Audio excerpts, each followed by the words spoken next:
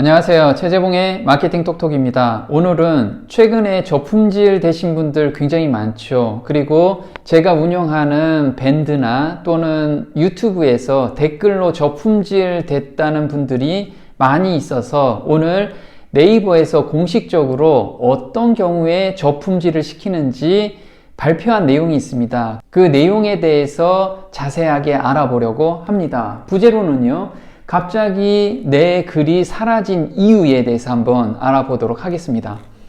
어느 날 갑자기 저품질에 걸린다면 심정이 어떨까요? 저도 저품질을 굉장히 많이 걸려봐서 굉장히 절망감이 옵니다. 그런데 최근 내에 밴드나 유튜브에서 이런 글들이 올라올 때 가슴이 좀 아픕니다. 그래서 제대로 알고 운영하게 되면 저품질에서 벗어날 수 있는데 좀 안타까움이 많습니다. 한번 하나씩 볼까요? 최근 일평균 방문자가 600에서 700명이다가 일주일 전부터 20명대로 떨어졌다고 합니다. 그러면 그동안에 상위 노출된 글들이 다 사라진 거겠죠. 이런 경우는 아마도 저품질에 걸렸을 확률이 높겠죠. 또 하나 볼게요. 안녕하세요. 저는 네이버 블로그를 운영하고 있는데 검색해보면 네이버에서 노출이 안 되고 다 다음에서 노출이 된다고 합니다. 그렇다면 네이버에서도 뭐가 문제가 생겼겠죠. 네, 이런 경우도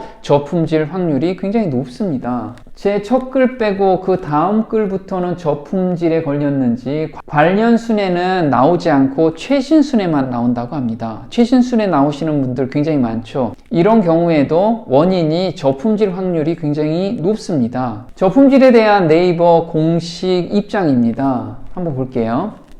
뷰나 블로그, 카페, 포스트, 통합 검색 노출에 대해서 많은 질문들이 있는데 상세한 답변을 하겠습니다 라고 이렇게 공식 블로그에 올려놨습니다. 그래서 저희가 한번 분석을 좀 해보도록 하겠습니다. 언제 올렸냐면요, 3월 12일 날 올린 겁니다. 검색 알고리즘의 특성이라고 나와 있습니다. 네이버에서는 고객센터에서 이런 질문을 굉장히 많이 받는다고 합니다. 어제까지 멀쩡하다가 오늘 갑자기 상위 노출된 게 없어지고 또는 방문객이 갑자기 줄어든다는 이야기를 굉장히 많이 듣는다고 합니다. 이거에 대한 해답은 뭐냐면요, 검색 알고리즘은 다양한 품질 요소들과 랭킹 조직이 복잡한 함수로 계산되어 톱니바퀴처럼 돌아가고 있다고 합니다. 그래서 계산에 사용되는 변수값들의 값의 특성에 따라서 매일, 매시, 매분, 매초 자동으로 업데이트가 된다고 합니다. 이게 무슨 얘기냐면 네이버에서는 블로그 글을 쓸 때 각각의 점수를 지정해 놨다는 이야기입니다. 그래서 어떤 글은 이 점수가 100점 만점에 100점이 될 수가 있고요.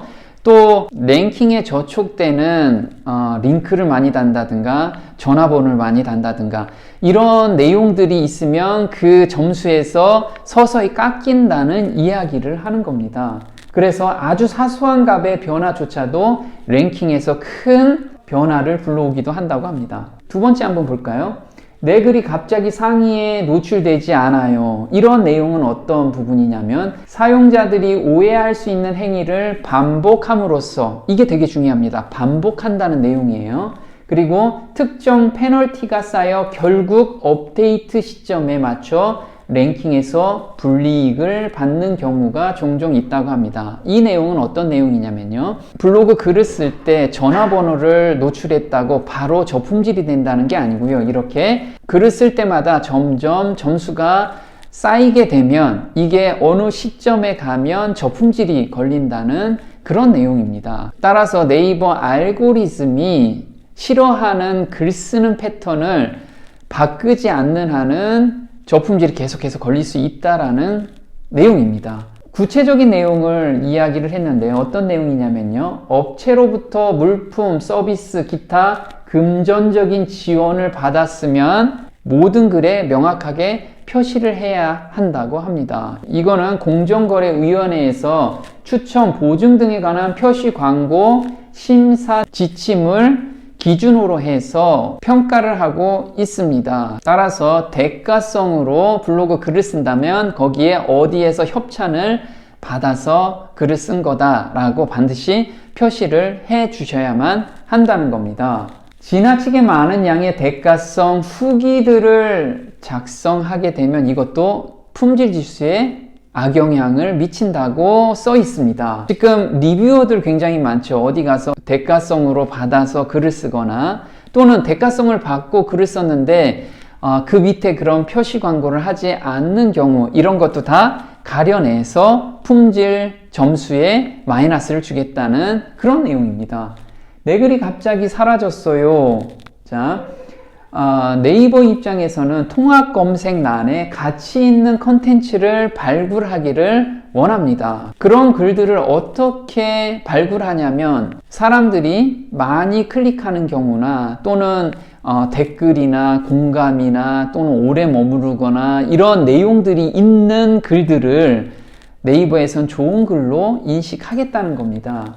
사용자 피드백과 시그널을 받아 알고리즘을 통해 컨셉에 맞는 컨텐츠를 통검에 자동으로 노출시켜 주겠다는 게 바로 그 내용입니다. 특히나 뷰 검색 영역에서는요, 경험과 의견 또는 리뷰 글 중심으로 상위 노출시켜 주겠다는 내용이고요. 뉴스나 중복된 기사 글을 올린 경우 또는 단순 홍보성 글들은 제외시키겠다는 겁니다. 이런 글들은 검색에서 보고 싶지 않아요. 블로그 글을 아무리 잘 쓴다고 해도 이런 경우 최근 도배에 가까운 어뷰징 글들에 대한 신고가 많다고 합니다. 예를 들면 한 키워드에 여러 개의 글을 계속해서 쓰시는 분들이 있죠. 그러면 그 내용들은 다른 상대방이 봤을 때 너무 짜증난다. 그럼 신고를 하게 될 경우에 네이버에서 조치를 취하겠다는 겁니다. 또는 자동으로 네이버 검색 로봇이 그런 글들은 걸러내겠다는 내용입니다. 통합 검색에서는 사용자들이 보고 싶어 하지 않은 단순 체험단 홍보나 반복적인 상품 나열 링크는 검색에서 자동으로 제외할 수 있다라고 내용이 써 있습니다. 자, 어떤 부분이냐면요, 상품에 대한 진성 체험 없이 특정 쇼핑몰의 링크만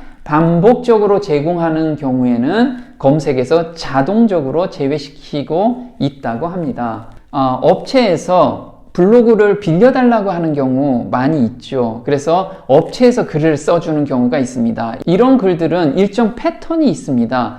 패턴에 맞는 글들을 걸러내서 저품질시키겠다는 그런 내용입니다. 자, 정상적인 범위를 벗어나는 체험단 활동은 자제 부탁드립니다. 이런 글은 검색에 더 잘 반영해 주겠다는 내용입니다. 어떤 거요? 주제별 좋은 문서를 생산한 창작자들을 우대하겠다는 겁니다. 창작자라는 건 뭘까요? 네, 기존에 있던 글 말고 정말 새로운 글들은 상위에 노출시켜 주겠다는 네이버의 말입니다. 저품질에 대한 거는 제가 지난 시간에 아주 자세하게 다룬 부분이 있습니다. 위를 클릭하셔서 한번 확인해 보시기 바랍니다. 네, 오늘 사례로는요, 이렇게 저품질 걸리지 않고 창작된 글을 작성하면 블로그 운영한 지 며칠 안 가도 상위 노출되는 것을 확인할 수가 있었습니다. 교육 받기 전과 후의 인생이 달라졌어요. 한번 후기 잠깐 보고 가겠습니다. 최재봉 교수님의 마케팅 톡톡 교육을 받았습니다. 바이럴 마케팅의 기본 개념과 이해에 굉장한 도움이 되었고, 사업을 시작한 3년 동안에 해답이 보이지 않았는데 이제는 해답이 보인다고 합니다. 항상 컴퓨터 앞에서 고민하고 스트레스 받으며 보내온 나날들을 생각해 보니 몸서리가 쳐진다고 합니다. 이런 경우 굉장히 많죠. 마케팅을 해야 되는데 마케팅 방향을 잡지 못했을 때는 정말 답답한 마음이 굉장히 많습니다. 그래서 제가 마케팅 전체 흐름에 대해서 말씀을 드리고 블로그 글 상위 노출하는 방법과 글로 사람을 설득시키는 방법을 제가 전수를 해주고 있는 거죠. 교육을 받기 전과 후의 인생이 달라졌다고 해도 과언이 아니네요. 짧은 시간 동안 저희 생각과 마인드를 변화시켜준 최재봉 교수님 감사합니다. 포기하고 싶었던 사업에 희망을 다시 한번 일어날 기회를 주셔서 감사합니다. 그리고 댓글로요. 벌써부터 상위 노출과 문의 전화가 오고 있다고 합니다. 이런 경우는 어떤 경우냐면요.